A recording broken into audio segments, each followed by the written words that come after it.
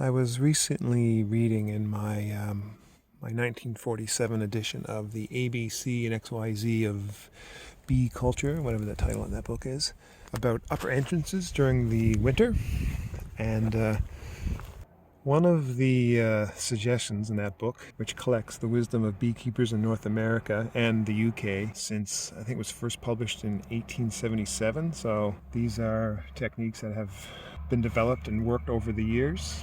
And they suggest actually drilling a hole instead of having an upper entrance like this. So the heat in the hive is just building up. The bees are, say, right here, and the heat is rising, and then it hits this upper entrance right here, and it just comes right out the hive, which is great for ventilation and all that sort of stuff. But they suggest that if you drill a hole in the super about 2 inches lower than the top of the hive and don't have a top hive entrance, like don't have the entrance right at the very top, you'll still get the ventilation benefits, but a little bit of heat will stay up here in the top 2 inches of the hive.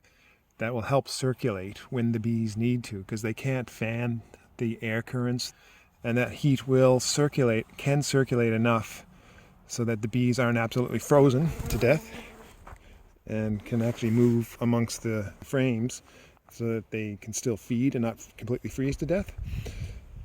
That's the idea. and I've sort of stumbled into this accidentally. I was just doing it on my own. I wasn't reading about it. And then I discovered this is actually a thing. If you go over here to this hive, that's what I'm doing on this hive. I've got a hole right here, and the bees are totally working it. And I did this last year too, and it seemed to work out really well. I don't know. I think like everything in beekeeping, I think it depends on your local conditions, the kind of hive you have, all that jazz. That's probably for hives that only have a piece of hard insulation up top. One of the disadvantages of doing all my beekeeping on my own is I can't move hives easily. I can't really move them on my own. In the summer, I would just dismantle a hive to move it.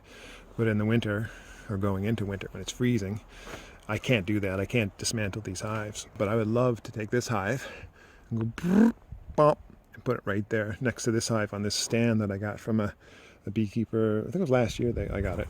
It's an excellent hive stand because it keeps the bees off the hive, off the ground, and keeps the snow out of the way. It does make some aspects of beekeeping a little bit easier. I don't have to bend down as much, but when the hives get tall, then I gotta jump up on top of that and look into the hives. But it works. It's a really great little bench type hive stand, and I think I'm going to build a few more of them because I really like it. But anyhow, I wish I could take that and move it right here.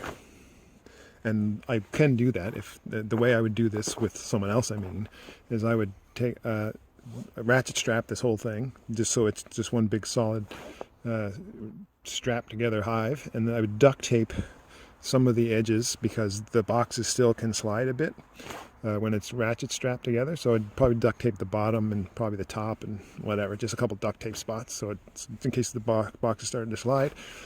And then I'd take one end, and the other person would take the other side, and we just slowly lift it up, and boop, bump.